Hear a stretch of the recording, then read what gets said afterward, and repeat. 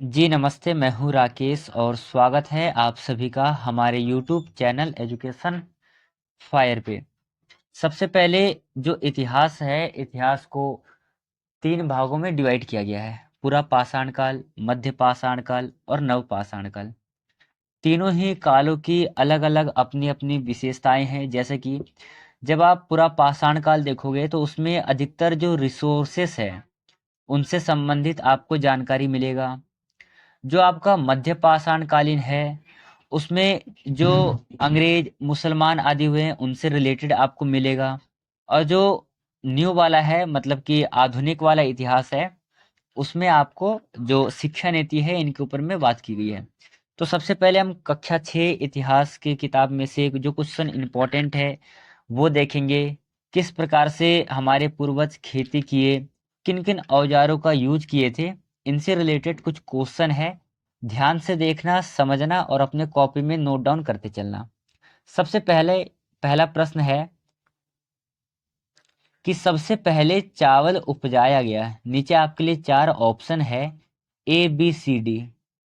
सबसे पहले चावल उपजाया गया, चारों ऑप्शन को देखिए और सही आंसर पर टिक करना है। सबसे पहले चावल उपजाया गया विंध्य के उत्तर में, ऑप्शन नंबर सी सही है। पहला ऑप्शन है मेहरगढ़। देखिए, मेहरगढ़ जो है वर्तमान समय में यह आपका पाकिस्तान में स्थित है। ठीक है, मेहरगढ़ में ही 2 स्थल है, एक है किरथर और दूसरा है सुलेमान। इन 2 पहाड़ियों के बीच में ही सबसे पहले फसल का उपजाना प्रारंभ किया गया।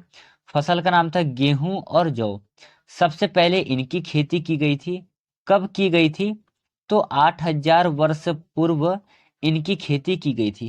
प्रश्न पूछेगा, क्या यह केवल स्त्री के द्वारा किया गया था या फिर पुरुषों के द्वारा? तो आपको याद रखना है, ये जो खेती है, ये स्त्री व पुरुष दोनों के द्वारा किया जाता है। ठीक है, तो यहाँ से 3 क्वेश्चन बना। पहला, जो मेहरगढ़ है पाकिस्तान में स्थित है, किरथर सुलेमान पहाड़ियों के बीच में गेहूं और जौ उपजाना प्रारंभ करते हैं लगभग 8000 वर्ष पूर्व में।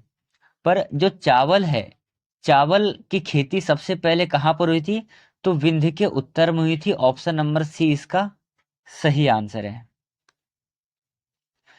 चलिए अगला क्वेश्चन है कि गंगा व उसकी सहायक नदियों के किनारे नगरों का विकास हुआ। इंपॉर्टेंट क्वेश्चन है, गंगा व उसकी सहायक नदियों के किनारे नगरों का विकास कब हुआ था? तो इसका आंसर हो जाएगा ऑप्शन नंबर सी, 2500 वर्ष पूर्व गंगा व उसकी सहायक नदियों के किनारे नगरों का विकास हुआ। आपको ऑप्शन नंबर ए दिख रहा होगा, 4700 वर्ष पूर्व। आपको यहाँ पर याद रखना है, जो सिंधु है, सिंधु नदी है, वह उसकी सहायक नदी है। सिंधु व उसकी सहायक नदियों के किनारे जो नगरों का विकास हुआ था, वो हुआ था 4700 वर्ष पूर्व। और गंगा नदी के किनारे नगरों का विकास हुआ था लगभग 2500 वर्ष पूर्व। ऑप्शन नंबर सी सही आंसर है दूसरे नंबर क्वेश्चन का। अगला है, किस नदी के किनारे लोग जानवरों का आखेट करते थे? आखेट शब्द का अर्थ क्या है? आखेट शब्द का अर्थ हो जाएगा शिकार। ठीक है, किस नदी के किनारे लोग शिकार करते थे? तो आपका ऑप्शन हो जाएगा सी सही आंसर है, नर्मदा नदी। ठीक है, ऑप्शन नंबर सी यहाँ पर सही आंसर है। चलिए अगला क्वेश्चन है, प्राचीन काल में मगध स्थित था। 4 ऑप्शन है, नर्मदा नदी पर, गंगा के दक्षिण में, विंध्य के उत्तर में और निम्नलिखित में से कोई सा नहीं। तो इसका आंसर हो जाएगा, मगध जो है वो गंगा के दक्षिण में स्थित था। ठीक है, ये आपको याद रखना है। और आपको याद रखना है, जो 16 महाजनपद था प्राचीन समय में, 16 महाजनपदों में से सबसे शक्तिशाली जो जनपद था, सबसे शक्तिशाली जो जनपद था, वो था आपका मगध। ये भी आपको स्मरण रखना है। चलिए अगला क्वेश्चन है कि इंडिया शब्द बना है। 4 ऑप्शन है, इंडस, गंगा, सिंधु व नर्मदा। चारों ही ऑप्शन में से इंडिया शब्द किससे बना है? तो आपको याद रखना है, इंडिया शब्द जो है, इंडिया शब्द बना है इंडस शब्द से। अब यहाँ पर समझने लायक है, सबसे पहले एक भारत का मैप है, ये आइस क्यूब ऐसा, यहाँ पर आप एक दिशा सूचक समझना, ये जो है ये हो जाएगा आपका पश्चिम, ऊपर है उत्तर, नीचे है दक्षिण, और इधर हो जाएगा पूर्व। तो जो उत्तर पश्चिम से ईरानी और यूनानी भारत की तरफ आ रहे थे, तो रास्ते में उनको सिंधु नदी दिखा। वो सिंधु नदी का उच्चारण नहीं कर पाए, उन्होंने क्या उच्चारण किया था, उन्होंने हिंदोस या इंडस कहा था, ठीक है। और इसके पूर्व में जो रहते हैं उनके लिए इन्होंने इंडिया शब्द का यूज किया। तो यहाँ पर जो है इसका आंसर हो जाएगा इंडस, ठीक है। ये किधर से आते हैं, ये उत्तर और पश्चिम से आते हैं, तो यहाँ पर इसका ऑप्शन नंबर ए सही आंसर हो जाएगा। अगला क्वेश्चन है कि सिंधु व उसकी सहायक नदियों के किनारे नगरों का विकास कब हुआ। तो 4 ऑप्शन है, इसमें से सही आंसर हो जाएगा इसका ऑप्शन नंबर बी, 4700 वर्ष पूर्व सिंधु व उसकी सहायक नदियों के किनारे नगरों का विकास हुआ। और 2500 वर्ष पूर्व गंगा नदी जो है, गंगा व उसकी जो सहायक नदी है,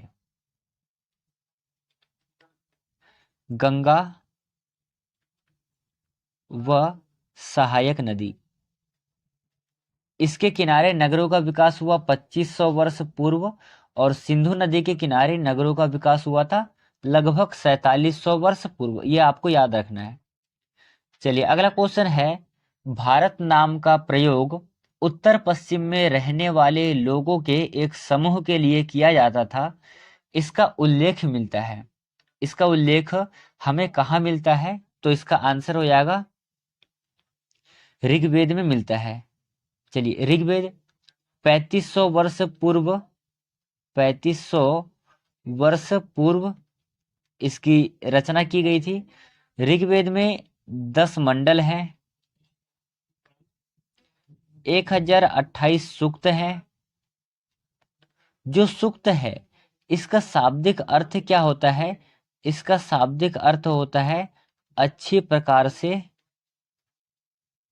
कहा गया, कहा गया या बोला गया, कुछ भी कर लेना। सूक्त का शाब्दिक अर्थ होता है अच्छी प्रकार से बोला गया। इसमें 85 अनुवाक है, 64 अध्याय है, ठीक है।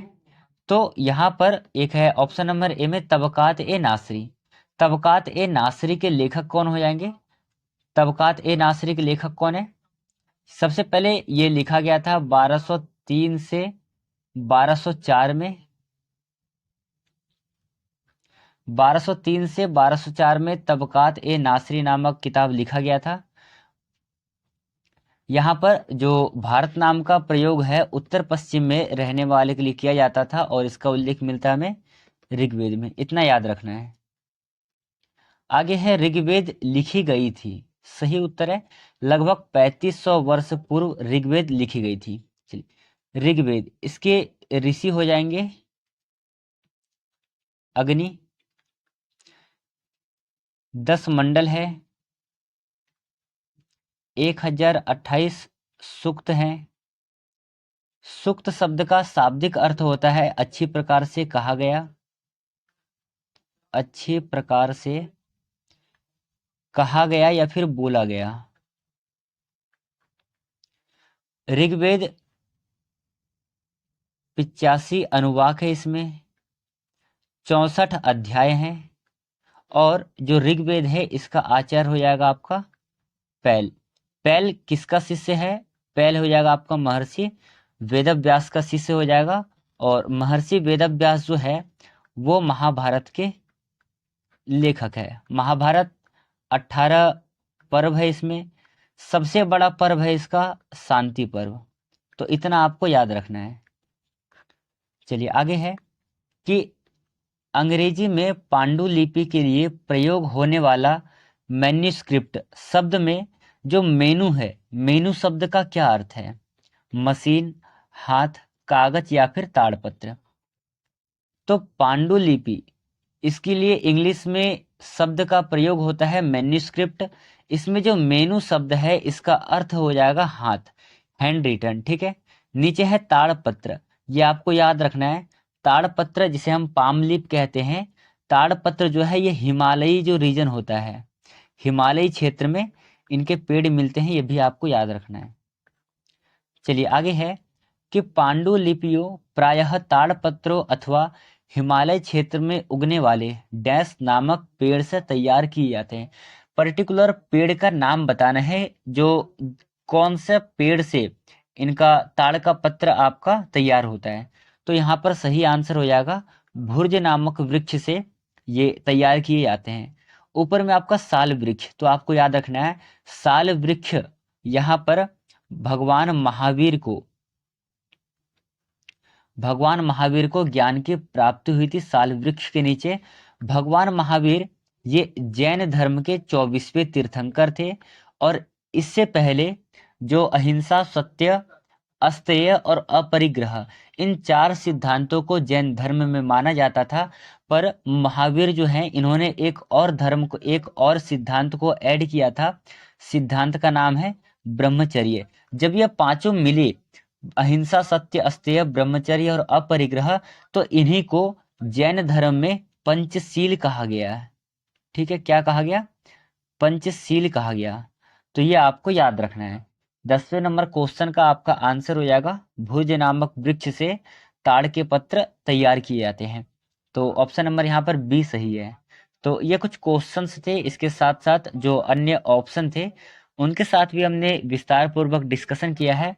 ऐसे ही हम रोज पर्टिकुलर एक एक टॉपिक के ऊपर, एक एक लेसन के ऊपर डिस्कस करेंगे, देखेंगे कैसे प्रश्न बनते हैं एग्जाम में, कैसे प्रश्न पूछे जाते हैं। चलिए इन बातों को ध्यान में रखिएगा, अपने साथ कॉपी और पेन लेकर के बैठना। जहां भी आपको लगे कि लिखना चाहिए वहां आप अपने कॉपी में नोट डाउन कर लेना। एग्जाम तक आपका इस प्रकार से नोट्स बन जाएगा कि आप बहुत ही कम समय में बढ़िया से अपना रिवीजन कर सकते हो। चलिए इन बातों को ध्यान में रखिएगा, मिलेंगे कल के सेशन में।